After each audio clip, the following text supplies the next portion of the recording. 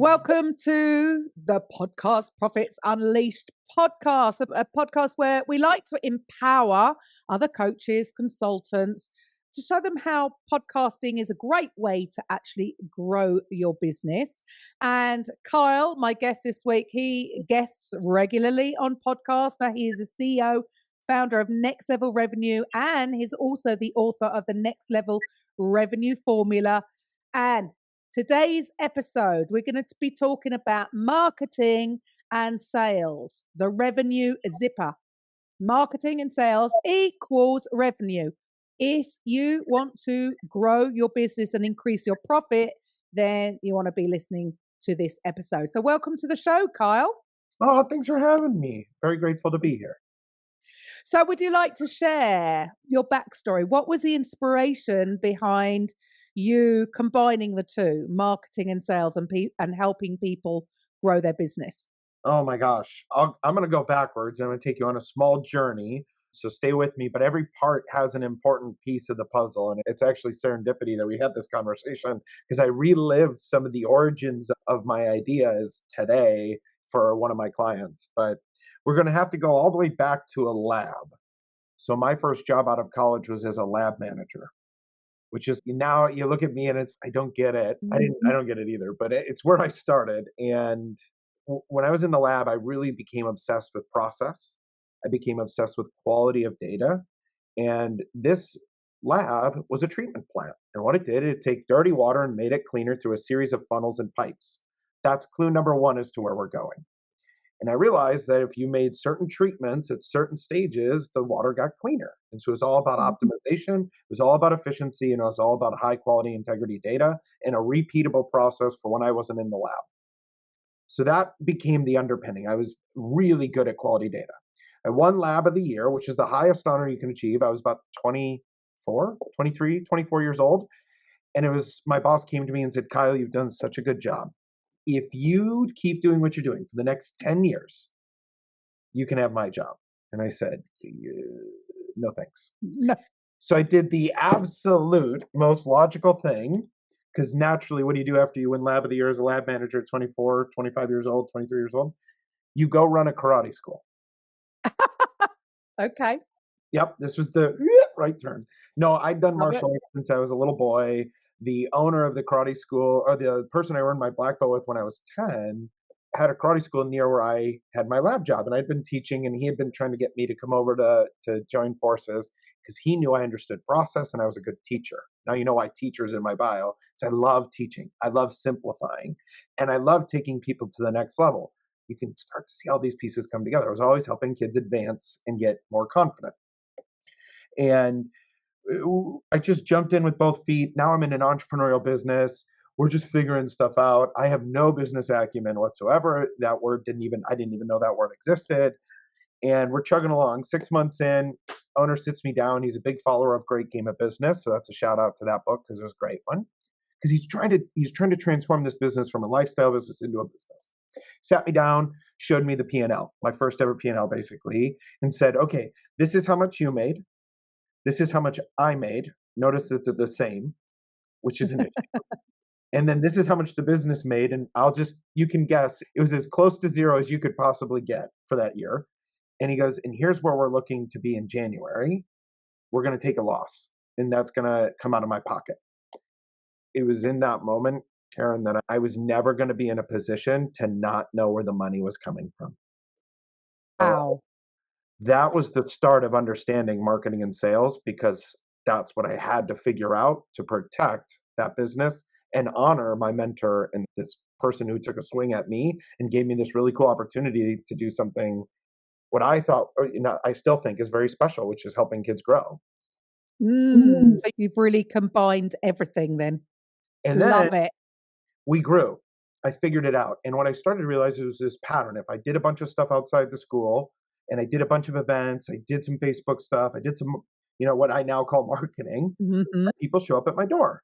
And if I was really good at my sales process and I was really good at taking care of them, I had people sign up and pay. And I realized it was incredibly predictable. What does a lab guy and a quality data guy do? Figures out all the math. And I was starting to be able to predict. So I remember that next January, I'm like, we're going to make $1 million next year. No karate school in the country really had ever done $1 million out of a single karate. Think of a little karate school. You think of $1 million business back in the early 2000s? No way. Mm. And I predicted it. And we hit exactly, like, I predicted 1,033,000. I think we did 1,006,000 because I had really understood. Now I now know that's impressive. Back then I didn't, I was like, I have to do this. Isn't that interesting? When you're backed into a corner, when you have to do it, You figure it out. you seem to do it, which is a problem, right? Because most people, they just get a little bit complacent because if they're a little bit too comfortable. That's not always good. Not for everybody, but for some people, it's like they need to be backed into a corner. It's crazy. Funny things we are humans. Exactly. So here we are, whole different world, right? The owner went from making 60,000 working 60 hours a week to making multiple six digits working 6 hours a week. Life was really good for us. I was making great, everything was good. And I'm like, now I'm holding a playbook. We can double, triple, quadruple down on this. Let's go expand. That's when we ran into trouble. I would rather just keep it as it is. This is great for me. This is what I always wanted. And he said, and if you just keep doing what you're doing for the next 10 years, I'll give you the school. And as you now know in my story, I said, no, that won't work for me. Mm. And I did the next logical thing. I'm sure you can guess what's coming next from lab to karate school. I went right into a digital marketing agency. Ah, But now, okay, now the story's getting a little bit more clear. B2B, we're selling yeah. marketing, which is interesting. So I had to market for marketing, which I think gave me a really interesting lens. So I took over the growth seat. I was instantly joined to the hip of the founder, who had been the only real driver of revenue. They had been stuck at 3 million flat for 3 years. So 3 million, 3 million, 3 million. I came in 2.5 years. We went three, then four, then five. And then when I left, we were on pace for 7.5 million. And I feel pretty confident in that number because I know my math at that point. And this is where next level revenue and this whole idea of marketing and sales really started to come together. Working with dozens of CEOs, dozens of clients, working on marketing for them, thinking about marketing for them. And I'm getting this tension. I'm getting this, well, marketing, so it would be like a marketing leader and we would generate great leads for our clients in the marketing agency, but then the marketing leader would have to fire us because sales didn't close them. I'm like, didn't you Mhm. two have a conversation? Like, what are you guys doing? And then we would be hired by a salesperson who had no business trying to direct marketing strategy. Loved that team. They were great execution people, but they were not strategists. And so then the strategy was flawed and we wouldn't generate enough leads. So this, and I just kept getting in this tussle. And I'm sitting over here looking at my laptop while I talk to people on the camera of, I'm sorry, I'll do everything I can. I'm trying to give strategy. I'm trying to do all these things. And I'm like, but this isn't how I'm growing our company. I'm not Mm. separating marketing and sales. I'm doing exactly what I did at the karate school. I'm looking at generating enough outputs, enough awareness to drive enough interest, to drive enough activity, to drive enough leads, to drive enough sales conversations, because I know it's just a big math game. So all I ever did, I did only what I knew. So I built the same system again and it was working. And it was unlike anything anybody else was doing because they were still stuck in marketing over here, sales over here. And I didn't know how else to build it. I just started grabbing people to solve the problems I had. And so that's when I really realized I was doing something really different. And that's when I spent a year kind of writing what became the next level revenue formula. I was like, what do I do? How am I doing this? And I had never really documented it because I just did. And I put put my notice in and started the business. And that's 2 years ago now. I've got almost a $2 million ARR business. I've got a full leadership team. I run on EOS. Shout out to EOS and Entrepreneurial Leap Academy, because that got me from a single shingle to a mature company. And then EOS now gives me the ability to go chase other passions and have a self managing company. So it's been quite a Awesome. rocket ship. Yeah.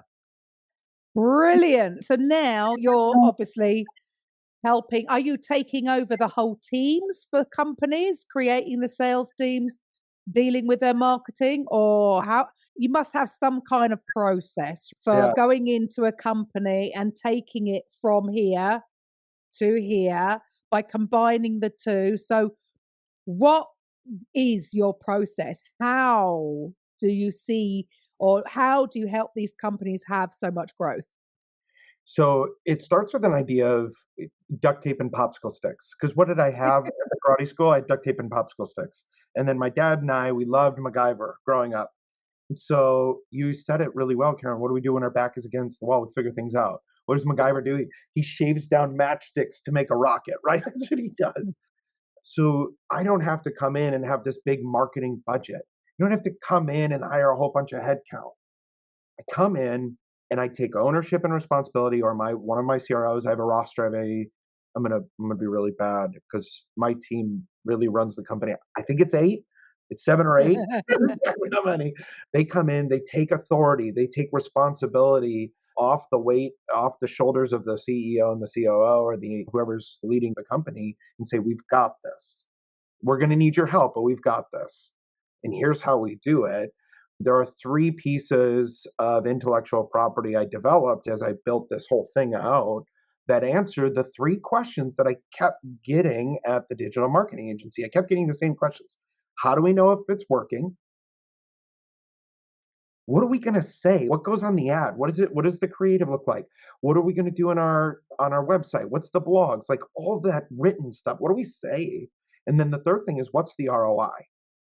And this is where the revolutionary, not evolutionary, comes in. No marketer has a good answer for ROI. No salesperson has a good answer for ROI. We do.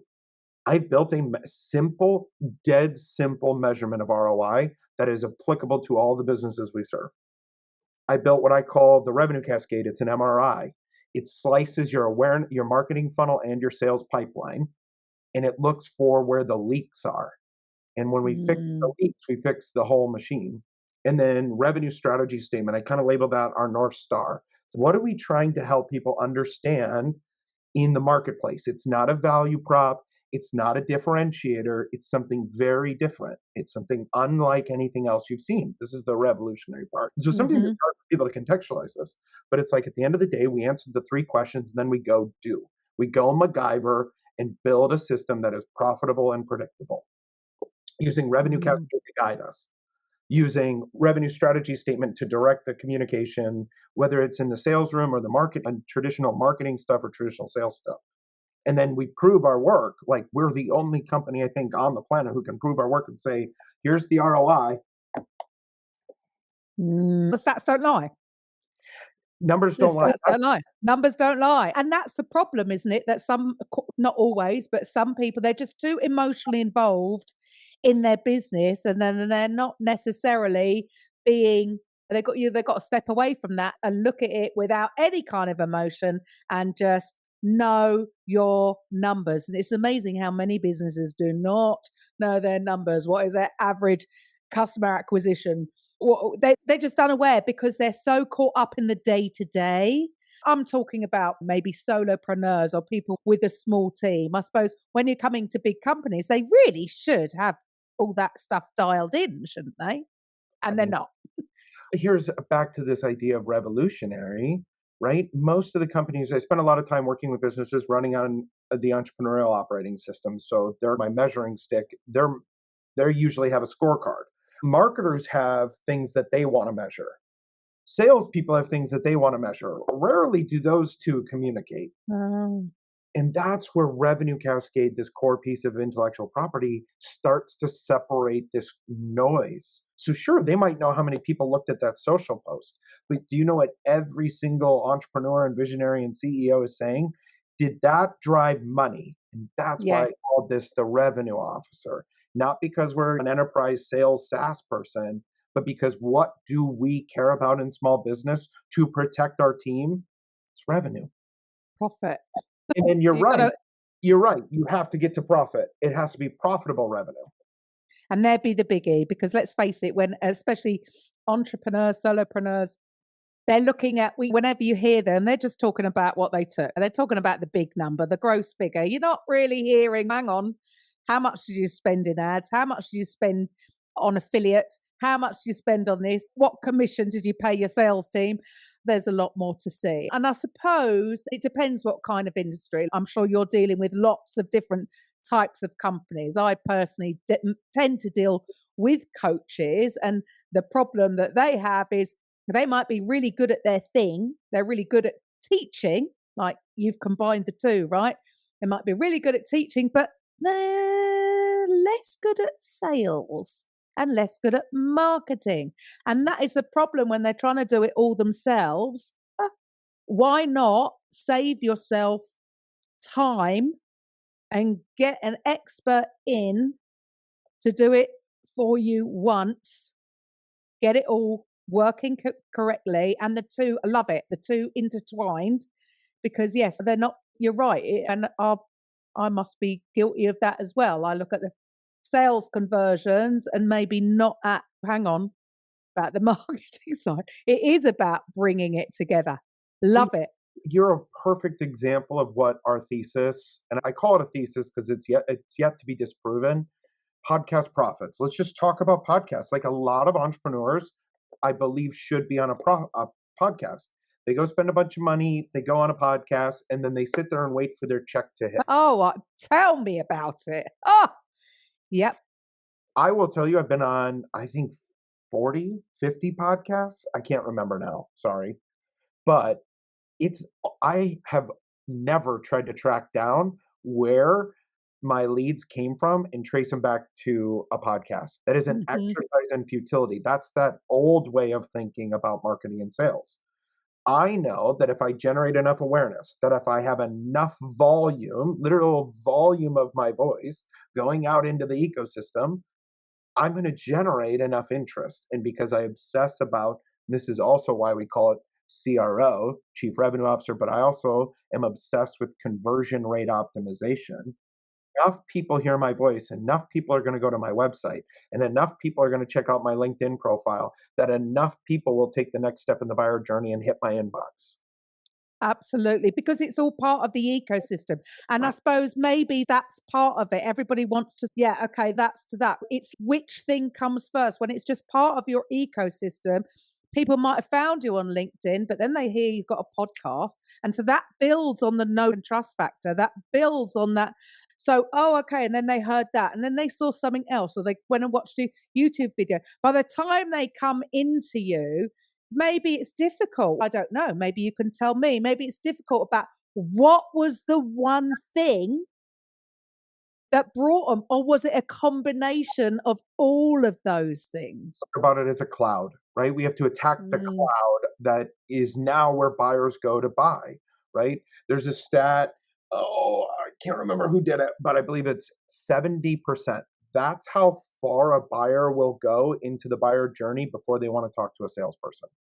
mhm, An era mhm. where you can get so much information so quickly that it's no longer me showing up and knocking on your door.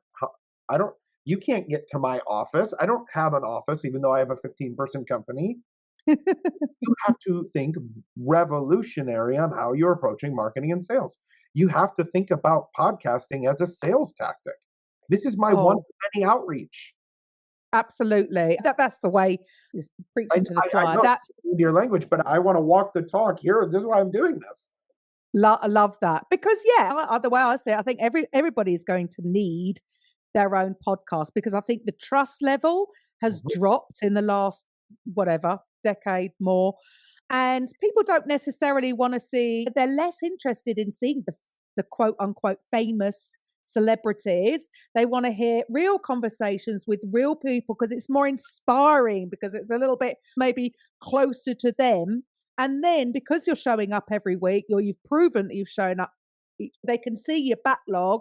So the trust is there because they can see that you've shown up every week to do a podcast. So it's not always the only driving factor, but I think all of them together. Love that. So for you, what do you think is is keeping people stuck? Right? They've got this issue, they don't know what the problem is, or maybe they've been wasting time on going on a new marketing tactic, but they haven't got their sales process down. Like you say, what is stopping them reaching out to somebody like yourself to get this? Why aren't they fixing it? I suppose that's the question. Why aren't they fixing it? It's so funny. I'm going to be a little humbly confident here and just say they're still thinking the old way. They're still looking at the problem saying it's a marketing problem because they're looking at sales data. thinking if I don't have enough revenue and sale and I can see sales, it must be marketing. And they're just like doing this and they're missing the whole boat because they need to step back and zoom way out and see this cloud that we're talking about. And here's the now I'm going to risk this question because you are more sophisticated than my usual CEO I'm talking to, like a MSP. Do you know how many times a buyer have you heard of a number of how many times a buyer needs to see communication from you before they're interested in buying? Oh, it's changed. It used to be What's something the like number that comes 7. to mind first? Oh, I would say at the moment, 30.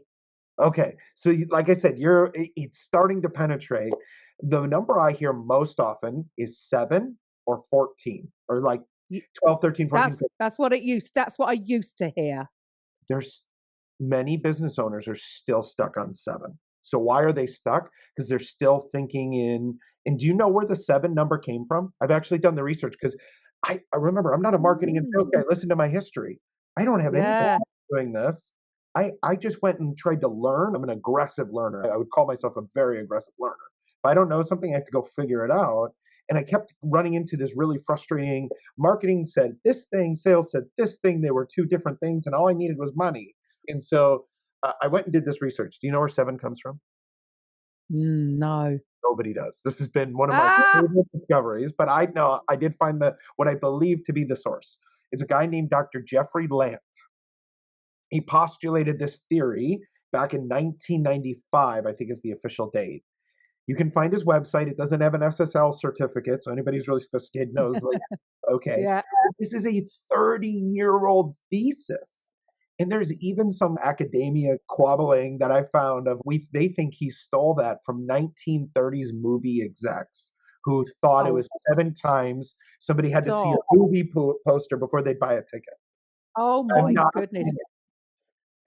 Plucked out of the ether then, basically. That number was which, let's face it, a lot of these stats that come up, they have been I'm sure they've just been plucked out of the ether. However, now with again, like you say, people are stuck back then. Now the power is because with all these systems, SaaS systems, all the different CRMs, it's a lot easier to track, especially with AI. So I suppose we're getting a different data now. So tell me, what is the number right now? I don't think anybody can track it. This is what Right. here's my theory, and this is what I Mhm. teach, is I say 7 times 7 ways. Yeah. You can say something 7 times 7 ways, and that's where it gets really interesting. AI and modern marketing is so much cheaper than it used to be. People used to obsess Oh, how pretty things are and how perfect they are, and you'd spend 50,000 on a website. And I'm like, you can spin up a website for $500 with AI tomorrow. You're missing what is going on. So 7 times 7 ways. And so now you can see that's how I attack the cloud. So why is podcasting mm, part of my strategy? I'm just going to be honest. It's cheap with the right tech. mm. Get in front of podcast guests like yourself. That's my no interest like self interest. That's what's good for me. Where Oh, people absolutely. miss the boat is they don't know what to say. They get on a podcast. Mm. I'm not going to ask you to put anybody on blast, but I'm going to ask you in a very private part of your brain to be like, man, that one was a clunker. I that was Oh, I have to say, here's a tip, guys. Since I have been using Podmatch, thank you, Alex and Filippo, good. the quality of the guests have shot up. But here's the thing, when I started, to be honest, I didn't know what I was doing, Carl. Yep. So I come from the fitness industry myself. I didn't teach karate. I did teach body combat, a mixture of martial arts. But I know less only combat. We had it at the school. I know exactly what you're talking about. right, I taught that for 20 years, right? Oh my So gosh. I come from the fitness industry, so similar, right? Isn't that interesting? Started out as teachers, coaches in a completely different arena, right? And then completely left the industry. Ended up in the same spot. I'm getting too old. I'm getting too old. But and so I didn't know. What did I know when I started a podcast? Right, this came out of lockdown. I put it on a summit, and then someone approached me to have a radio show, and I just went, "That was Okay. fun. Yeah, let's go with it." I don't know what I was doing, so of course I'd have anybody on, and yeah, you're right. It was just be like, "Oh my goodness." So now I like to prep my guests and help them because I want them to shine. You're top notch. I've got to say, great storyteller. And this is what people want because this is what brings the audience in. You want to attract their attention. And you're right. So yeah, not everyone is created equal In this realm, in this realm. in No, this realm. I love it. You ended up as a teacher, and those skills do transfer. So I think that's beautiful. Absolutely. So what else do you think? And there's people out there going, yeah, I've been stuck at, or there's an invisible ceiling for them. They're steady, they're at this whatever level that is. Yeah, What would you I misquote my mentor with this. I think I heard him wrong the first time he said it, but it hit my brain so hard that it's been stuck this way ever since. He goes, I think the actual quote is the way on. I don't even know. I'm going to just do what I yeah. think from it. I say the way in is the way out. And it's what does that Mm. mean? When I started my company, I took a courageous leap. I said, I'm going to put all this weight on my shoulders. I believe I can do it. I'm going to go for it. And I, like you, I just gritty determination. I figured it out. All of my success can be mapped back to when I said, I'll take it on and I'll figure it out. And I run. And I hit my head on that ceiling. Mm. I remember my chief of staff, Maggie, bless your heart, Maggie, you was my hero. I reached out to her after I started my business. I had worked with her previously. She was my assistant previously when she was working for an assistant agency. I was working for the digital marketing agency. We had worked together. I didn't know she had started her own shingle or her own business. I started my own business. I reached out to her in a panic. My message literally was HALL. I know I spelled it wrong. LPPPP. Help! She came in, and all of a sudden I had 4 people around me, and I was running around like a madman. You may have picked this up, and I'm a little bit of a crazy guy. I just go full speed. And so my head hit the ceiling though, because I couldn't find good talent. I kept trying to find CROs, and they just weren't good. They didn't get it. And I went and got a fractional integrator. That was one of the most expensive moves I made, and it was fractional COO. And I remember I looked at my wife and I go, we could just do this for a long time and make really good money, or I could try and do the big thing. And she's like, have you met yourself? Have you ever looked in the mirror? And so the way out of being stuck and running in place was a courageous leap to not over invest, but invest right up to the point where I was breathing heavy. And so what's Hmm. the way in is with a big courageous leap. What's the way out of your current stuck with a big courageous leap? And good news, bad news, entrepreneurs, it's like this always. And if you're a coach, Yes. what are you begging your clients to do? To Mm, take that big step, do that thing they keep talking about. absolutely. And I believe every coach needs a coach. 100%. Because Coach it's the is. same thing. It's the same thing going back to sport, martial arts. Anybody who's any good needs a coach to get them to get better. Yep. And again, you could be the best coach, but in your specific area. So you may need help. So if there's any coaches out there that are like, okay, I maybe this is the time that I need to be brave and take that leap. Look, what should the listeners do next? I'll say it in 2 realms, one to work with us, but one for yourself. I think you gotta write. I used to really not be big about writing and drawing and thinking about it, but I really started to write what I wanted. And then I started to draw. So like anybody who spends any time with me at some point knows I'm going to take over the screen in our Zoom call and I'm going to show you a Miro board drawing of what's in my head. And what I have found is that when I start to show those things and I start to reveal what I'm writing and just sit with it or draw, and what am I trying to piece together? What am I trying to solve for? Suddenly the solution comes clear and I can go take action. Just gets me clearer. EOS might call it a clarity break. So I think that's how you get unstuck is you slow down, you reflect, and then you go get the help you need, right? Because the answer is in front of you. For us, if this is something of value, I'm going to do my shameless book plug because I tried to write this as a manual that you could go take and implement yourself and never call me. Now that may not be possible. I tried my best. You will, if you've heard this podcast and you read this book, you'll be like, oh yeah, that guy definitely, I can hear his voice. It should get you unstuck. Now, if you really can't break through, call me or hit me up on LinkedIn. Our website is naturally, because you're taking the courageous leap, it's a mouthful, but I like it. readyforthenextlevel.com. readyforthenextlevel.com. Fantastic. And you can get we have this revenue cascade. You can start to look at your own revenue cascade on there as well. We just awesome. relaunched the website, so that was pretty fun too this week. And so if you're driving, listening to this, don't worry. Carl's details will be in the show notes. And I do believe that you had a little giveaway there. So make sure you look in the show notes for that little surprise too. So look, Kyle, it's really has been an absolute pleasure speaking with you today. Appreciate it. For the chat. Fantastic. So guys, thank you for listening, and I'll be back next week. Bye for now.